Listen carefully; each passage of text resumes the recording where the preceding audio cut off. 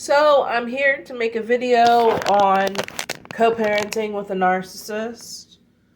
It was a requested video and it's something that needs to be spoken about. So I'm going to get right into it. I have my notes on my tablet. Steps to take leaving a narcissistic relationship. 1. Plan your exit strategy.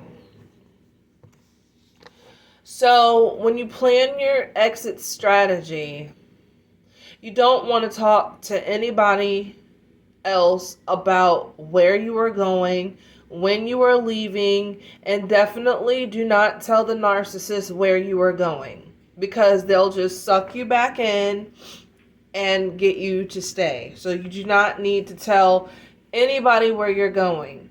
If you have to stay with a friend or a family member, that should be the only person that knows about where you are going. All right? The next one is do not leave while they are present. It is not a good idea at all to leave a person that you were in a relationship with while they are there. What's going to happen is they can either start a fight with you. You can either start a fight with them. They'll try to sucker you back in to stay. Things can get pretty bad. It's less stress if you leave while they're gone on vacation or at work, or if they went to a friend's house or went to run errands. Just make sure that they're gone long enough for you to be able to leave. All right, so the next one is get a police or escort because they like to lie. When you are leaving the narcissist, please get a police escort. Call the non-emergency number for your city or county and you tell them that you are leaving a ex and that you need some assistance or an escort so you can safely get your things out. If you have to take multiple trips to get your things out of the house, call an escort each time. They do not mind doing that. I've done it. I had to do it 3 times to get all my stuff out. They can't wait that long, but I think the first time they waited like an hour. So I got a majority of my things, and then the next time I went, I got some more things with the police escort, and then the third time I got the last of my things with the police escort. So the next thing is do not become emotional and say I am leaving you because they will make it harder to leave. I don't care if you haven't even left yet. I don't care if it's a week or 2 before you leave. Do not give them prior notice to you leaving. They didn't give you prior notice to screwing up your life. They didn't give you prior notice to cheating on you. They didn't give you prior notice to anything. They didn't even warn you what type of person they are. So why should you give them prior notice and think that, or either think that that's going to be a defense mechanism to tell them that you're leaving? All it's going to do is delay you and stall you. Do not tell your ex that you're leaving. Just go. They know why you left. Next, change your telephone number.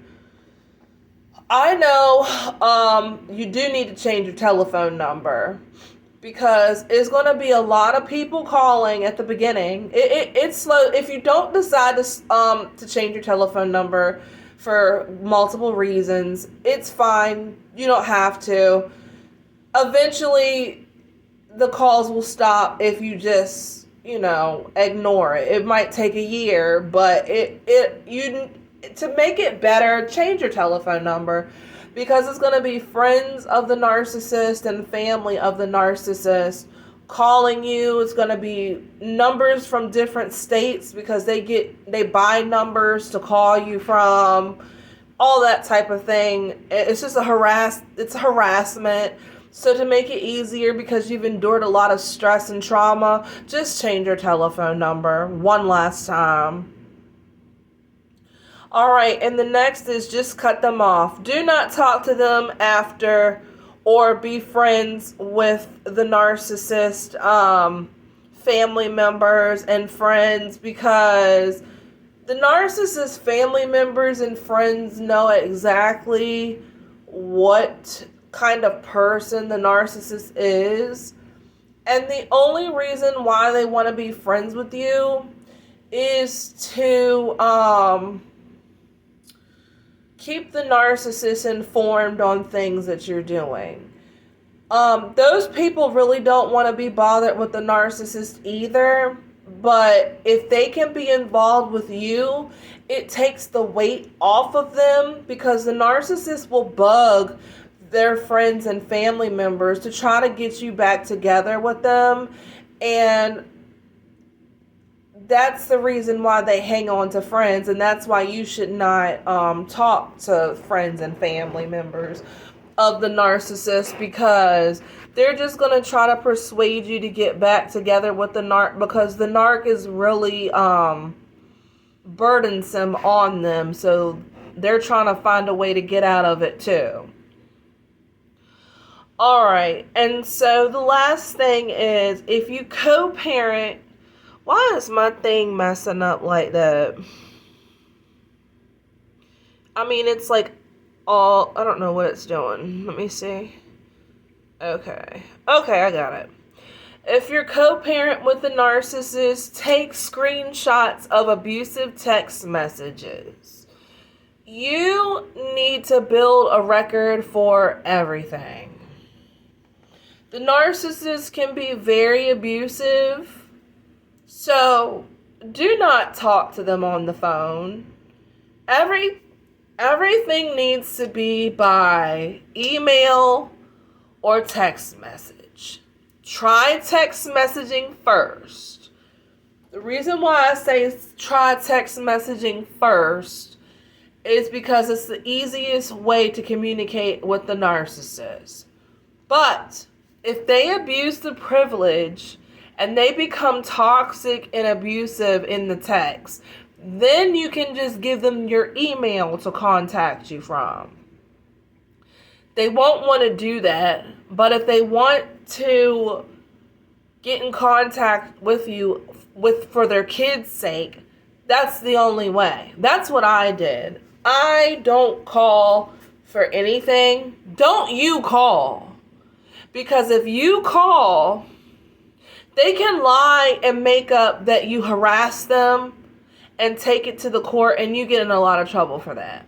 Just for them lying and saying that, oh, she called me or he called me, and at this time, don't ever call the narc. Do not ever call them, because they lie so badly. All right? When you start getting phone calls from the narc's friends or family members, keep it short. Do not bad talk the narc, because they will go right back to the narc and tell them everything you said. Never talk bad about the narc. First of all, the people that called you expect you to speak badly about the narc, and it's going to just make you look bad. So do not talk bad about the narc. Yes, you can tell what happened. That's your chance to get your side of the story out. And tell the truth, but do not talk bad about the narc, cuz that just doesn't go well. First of all, you'll be chastised for talking bad about the narc. The family members and the friends will look at you differently, even if they do know that the narc was a piece of shit. The family members and the friends side with the narcissist. Just so you know, they side with the narcissist, whether they see that they're right or wrong. Okay? Number 6. Do not go to any holiday parties or birthday parties the narc's friends or family members throw, because the narcissist may show up. A lot of times they make plans, birthday parties, cookouts, holiday parties. It's not like it used to be when you were in a relationship with the narc and you can just go to the holiday parties. You can go to the holiday parties if you want to, but the narc is going to be right there. At some point, you're going to have a surprise meetup and you'll see your ex. So if I were you, I just wouldn't go to the birthday party, holiday parties, or whatever, or any kind of party or cookout. All right? Do not feel bad if your child's father or mother throws a party for your child. Don't feel bad, and you feel like if the narcissist that you are dating or have children with, male or female, don't feel bad if they invite you to a birthday party for you guys' children or child. The child will benefit. You don't have to go to a birthday party. I don't care what the courts tell you to co-parent and you got to be friends with them and you got to go to this party and you got to do. Don't feel bad. The child will benefit because they can have 2 birthday parties. They can have a birthday party with your ex, then they can have a birthday party with you. They can have a holiday party with your ex. Then when you get your child or children, you can have a holiday party on your side. So they get double the parties. Don't feel bad. Don't let the narcissist suck you in and say, oh, well, we're still family and for our kid, we need to be together and have a holiday party. No, that is a source of supply for the narcissist. Keep everything separate. All right, number 8. Get a binder and write all the abusive things the narc has said to you via text or email. Not just write it. If you do write it, put dates. And if you do write it, you need to have proof. Don't just write it what they said verbally. You need to have proof in black and white. Take a screenshot of what they said. If it's by email, go to your phone, screenshot it. If it's by text, screenshot it. Go email it to yourself and print it out and put it in the binder. You need to keep documentation. Document everything. You need to keep documents of everything. I don't care if a year's gone by. When a narcissist, you never know when or how they're going to bring something up from the past. You need to keep these documents until court is over. And even if it is over, keep it a little bit longer, because you just never know what the narcissist may say and bring back up. You need to have documentation. So every abusive thing, do not erase it. You need to save that and put it in your files. Number 9. Change the locks on your doors and request a new debit card or credit card. You need to change the locks on the doors because they like to come in, they like to abuse you and then come in and think that everything is fine. Even if they never had a key, you still need to change the locks on your doors, because you don't know if they've taken your key and made a copy of it and they have a secret key somewhere. You need to change the locks. You also need to get cameras, because they do become stalkers, and you need to get cameras. You need to get a new lock on your door so that you can be safe. And if at all possible, you can have somebody stay at your house for at least 2 weeks to a month, maybe, until it kind of dies down. That's what you need to do. Definitely change them locks on the door. And with your debit card, you need to request a new debit card, because they will clean your bank account out if they can. They try to get money off of you after they know that the last ditch effort that they need to get money off of you. So you need to, if you can't get a new debit card, call customer service and have that shit frozen. That's what you need to do. Especially if he or she is an authorized user of your card, you need to freeze that account. All right, and the last one, number 10. If you plan on moving out from where you and the narc live together, do not disclose your new location to anyone because you don't know who the narc is talking to. If you move and the narcissist family member or friend or even your old friends that aren't really friends, more like associates, call you or text you, and all of a sudden they want to know where are you moving to, and you really don't deal with them like that, and they don't come over and see you anyway, I would not, just say for your protection, I don't want to disclose that information on where I'm moving to. Yes, when you co-parent, eventually you will have to tell the courts. The courts will need you to tell your ex where you are living. But until you get to court, I wouldn't say anything. And when you get to court, no, you're not going to be in trouble.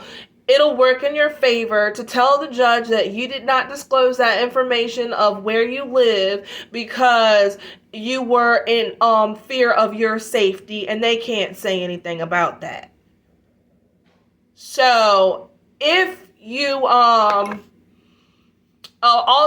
if you co-parent with a narc and you don't want to disclose where you live before you get to court, you can meet at a neutral location. My neutral location used to be at a McDonald's. Make it somewhere, that you can meet in the middle. Now I do not meet at a neutral location. He comes to my house because I don't feel unsafe because I have a husband. But yes, neutral location in a public area. Because it'll die down. The drama will die down. I don't have any issues with him. He does not call me. He does not do any of that. He only texts me when it involves my son. You can get them to just text. You have to stay firm. No matter how many times they call you, text them a couple of times back and just say, I'd rather you talk to me by text. Be firm on it. I don't care if they come up with a fake emergency, because they do that. They come up with a fake emergency so that you can answer the phone. Don't do it. Do not do it. You'll see that it's not an emergency. You'll see. It's just a tactic to get you to accept the phone call. Don't do that. I'm telling you now, do not accept the phone call from a narc ex, because they like to lie and say you harassed them over the phone, and you might have been harassed yourself. So I hope that some of the pointers that I gave for co-parenting with the narc, thank you for the person who told me that had the request for this video. Great idea. But yes, stay narc free, because there's a lot of them out there. A lot of them out there. I think most of the population is probably narcish. I really do. Because when I moved out of the house at 17, I've dealt with narcs all the way up until from 2003 to 2018. It's been a plethora of narcs. They are rapid. It is very rapid. So if you see the red flags at the beginning, just let it go. But I hope some of these pointers really help with the co-parenting. I feel bad for men and women who have to co-parent with a narc, but it gets better. It does. If they really see that you are firm and that you are not going back on your word, you are not answering the phone, you are not inviting them over, you are not emotional because of the things that they say. I don't even care if they say, I'm going to take your child away and you'll never see your child again. We know that's what they said. We know that upsets you, but legally they cannot do that. They can't do it. And keep that. That's why you need text message. That's why you don't talk to them on the phone, because you can keep that text message and take it with you to court. Well, I hope that this video has helped. And if you have any more requests for a video, just let me know.